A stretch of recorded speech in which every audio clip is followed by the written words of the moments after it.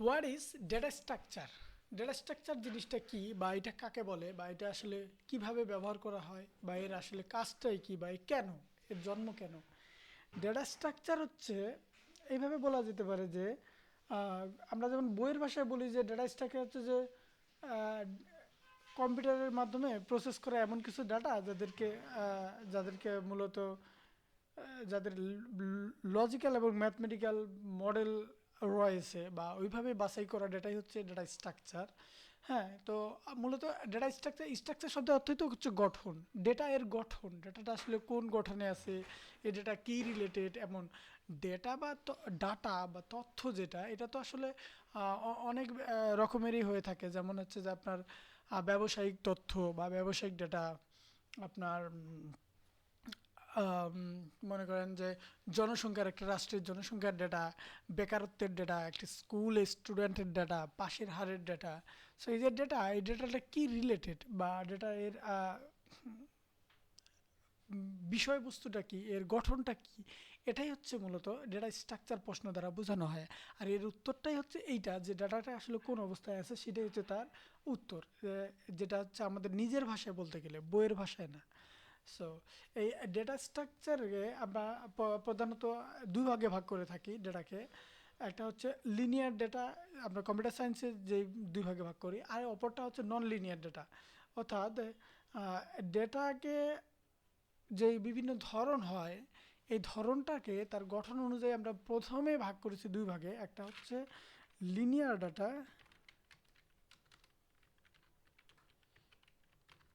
Data data এবং অপরটা হচ্ছে non linear data.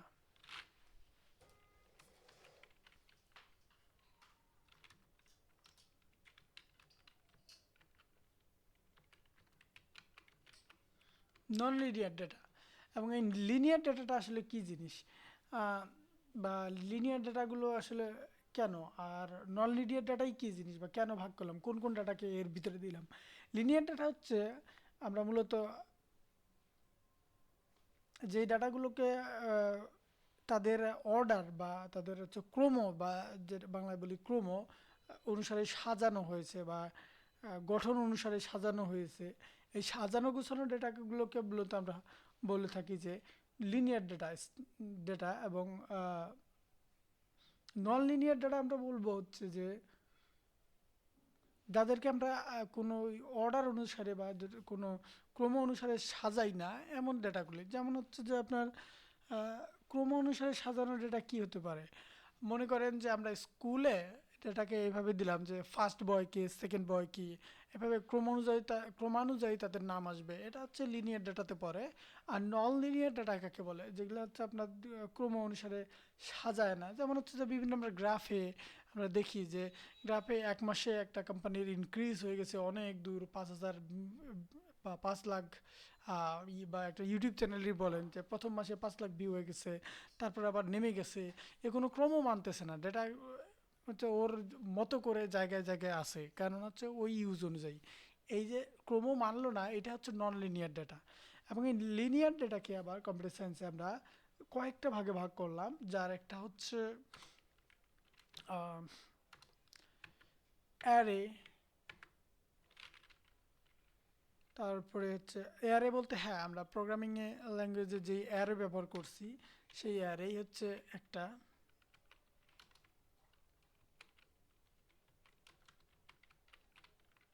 Array. অপরটাকে বলবো আমরা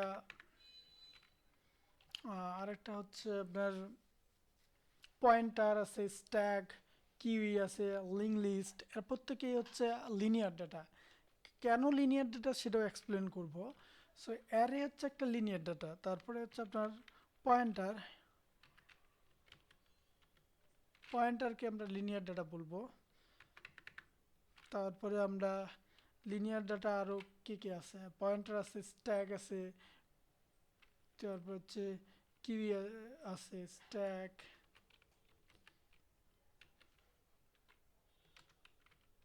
স্ট্যাক আছে,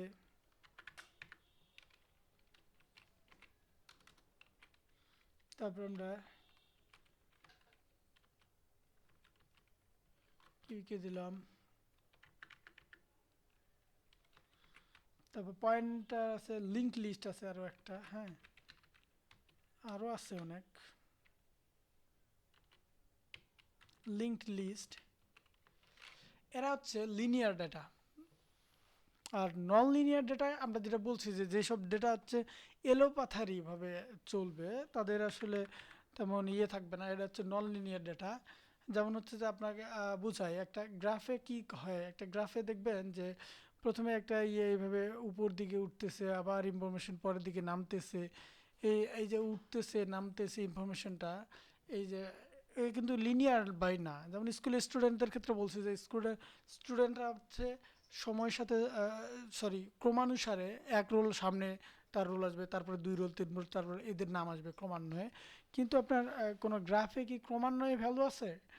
ক্রমান্বয়ে আসে না। যেমন মনে করছে জানুয়ারি মাসে ভ্যালু একটা হতে পারে, সেটা কেমন হয়েছে, ফেব্রুয়ারিতে বেশি হইতে পারে কমও হইতে পারে, ক্রমও মানতেছে না। এটা হচ্ছে নন লিনিয়ার ডাটা। আর এই নন লিনিয়ারে উদাহরণ দিতে গেলে আমরা যদি বলি তাহলে একে আবার ভাগ করা হয়েছে দুভাগে, হচ্ছে যে ট্রি এবং গ্রাফ। ট্রি ট্রি নিশ্চয়ই আপনারা বোঝেন বা জানেন। আর দ্বিতীয়টা হচ্ছে গ্রাফ।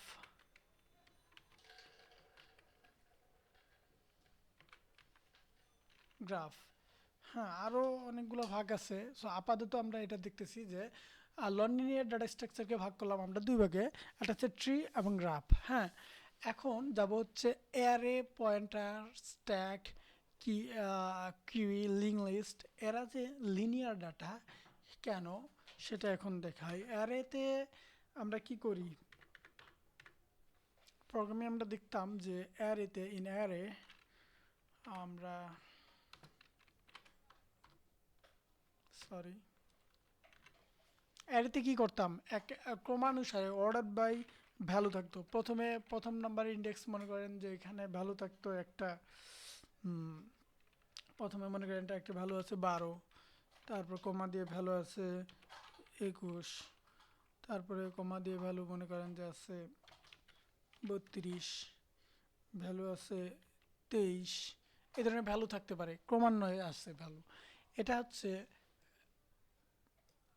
ক্রম। এটা কি, এটা হচ্ছে 0 নম্বর ইন্ডেক্স। অ্যারের এই প্রথম ইয়েটাকে আমরা বলি 0 নম্বর ইন্ডেক্স, তারপরটাকে বলি 1 নম্বর ইন্ডেক্স, তারপরটা হচ্ছে 2 নম্বর ইন্ডেক্স, তারপরটা হচ্ছে 3 নম্বর ইন্ডেক্স।